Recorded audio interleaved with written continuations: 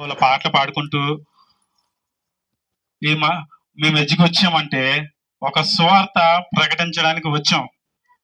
ఏంటి సువార్త అంటే, ఈ లోకంలో అనేకమైన వార్తలు ఉంటాయి. టీవీ వార్తలు, పేపర్ వార్తలు అనా అనేకమైన వార్తలు ఉంటాయి. అవి ఎంతవరకు అంటే ఈ లోకం వరకే. కానీ నేను చెప్పబోయే వార్త ఏంటంటే పరలోక వార్త. దేవుడు లోకాన్ని ఎంతగానో ప్రేమిస్తున్నాడు.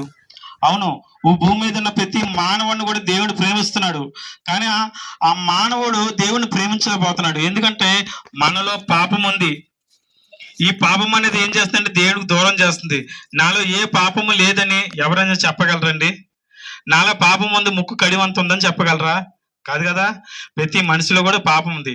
ఈ పాపాన్ని తీసివేసి, ఈ దోషాన్ని కొట్టివేసి, మనకు నిత్య జీవం ఇవ్వాలని, మనకు మోక్షం ఇవ్వాలని, మనకు పరలోకం ఇవ్వాలని యేసుక్రీస్తు వారు 2025 సంవత్సరాల క్రితం ఈ భూమి మీదకి వచ్చి నీ కోసం, నా కోసం, సర్వ మానవాడి కోసం కూడా ఆయన సిలువలో ప్రాణం పెట్టాడు.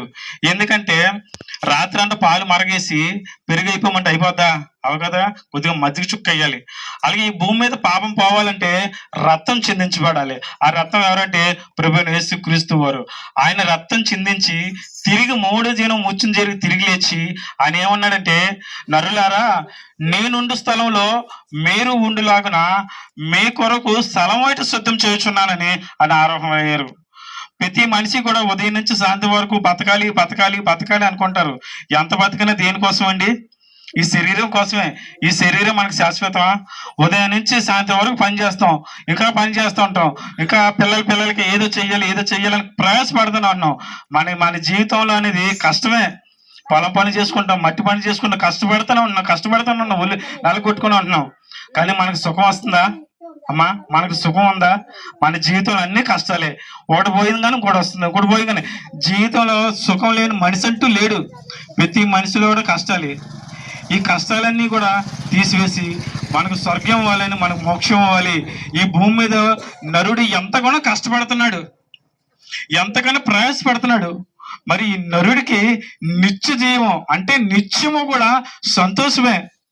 ఆ సంతోషకరమైన జీవితం ఇవ్వాలని కోరుకుంటున్నాడు. ఇప్పుడు శీతాకాలం అందరూ బయట కూర్చున్నాం, అదే ఎండాకాలం బయట కూర్చోగలమా? విపరీతమైన వేడి. వర్షాకాలం కూర్చోగలమా? ఈ 3 కాలాలు మనల్ని ఏదిస్తూనే ఉంటాయి. ఏది సుఖం లేదు. కానీ యేసు ప్రభువుని నమ్ముకుంటేమా మనకు పరలోక రాజ్యం ఉంది, మనకు మోక్షం ఉంది, మనకి నిత్య జీవం ఉంది, నిత్యము సంతోషము సమాధానం ఉంది. ఆయన అంటున్నాడు, నా రాజ్యం శాశ్వతమైన రాజ్యం, నా రాజ్యంలోకి చేరడానికి సిద్ధంగా ఉన్నాను. ఆయన ఎండు బంగారాలు, ఆస్తులు, అంతస్తులు ఏమి అడగట్లేదు. ఆయన ఏం అడుగుతున్నాడంటే హృదయాన్ని అడుగుతున్నాను. ఇలా ఈ విధంగా వచ్చి చెప్తున్నావు అంటే మాది ఈ ఊరు కాదు, ఈ జిల్లా కాదు, ఈ పరిసర ప్రాంతమే కాదన్న.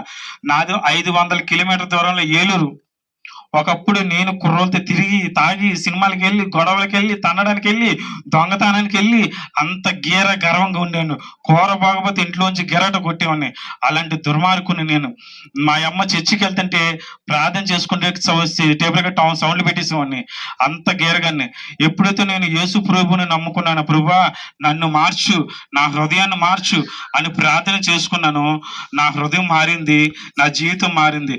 200 సంపాదించుకోవడం చేతక నాకు ఈరోజు కూర్చోబెట్టి దేవుడు రోజుకు 1000 రూపాయలు ఇస్తున్నాడండి. కడుపులో నీళ్ళు కదలకుండా నాకు 1000 రూపాయలు ఇస్తున్నాడు. 200 కోసం ప్రయాసపడ్డాను. ఎందుకు? నేను ఆయన నమ్మాను. ప్రతి ఒక్కరూ కూడా నమ్మాలి. నమ్ముకుంటే ఏమి జరగదు. నాకు తెలిసిన డాక్టర్ గారు ఉన్నారు. డాక్టర్ గారు అంటే మన రోగం తగ్గిపోతా, ఆయన దగ్గరికి వెళ్ళాలి, ఆయన నమ్మాలి, మన రోగం చెప్తే మన బిల్లతో తగ్గుద్ది. అలాగే మనిషి దగ్గరికి ఒక మనిషి వెళ్తున్నాడు, కానీ మనిషి దేవుడి దగ్గర రావట్లా. అయ్యో తెల్లవాడు దేవుడు, నల్లోడు దేవుడు, ఆ దేవుడు, ఈ దేవుడు మనం వాయిదా వేసేస్తున్నాం. కానీ యేసు ప్రభువు అన్నాడు, ప్రయాసపడి భారం మోస్తున్న సమస్త జనులారా నా యొద్దకు రండి, మీకు విశ్రాంతిని ఇస్తానన్నాడు. నా యొద్దకు వచ్చి బంగారం తీసుకురండి, ఎండి తీసుకురండి అని దోపమేట్లా. ప్రయాసపడి భారం మోస్తున్న సమస్త జనులారా నా యొద్దకు రండి, మీకు విశ్రాంతిని ఇస్తానంటున్నాడు. ఆ విశ్రాంతి కోసం ఆయన వెళ్ళాలి. నేను ఎంతో కష్టపడ్డాను, 200 కోసం ప్రయాసపడి నాకు మంచి లైఫ్ ఇచ్చాడు ఈ సహోదరుడు. అందరూ కూడా ఎంతో ప్రయాసపడ్డాం. ఎందుకు? ఒక చోట కేజీ ఉల్లిపాయలు 5 రూపాయలకి ఇస్తున్నారంటే అందరికీ చెప్తాం. మా జీవితంలో మేలు చేశాడు కాబట్టి ఏలూరు నుంచి మా సొంత డబ్బులతోనే ఇక్కడికి వచ్చి పత్రికలు పంచుతూ దేవుడి గురించి చెప్తాం. కానీ కాలం సంపూర్ణమైనది, దేవుడి రాజ్యం సమీపిస్తుందండి.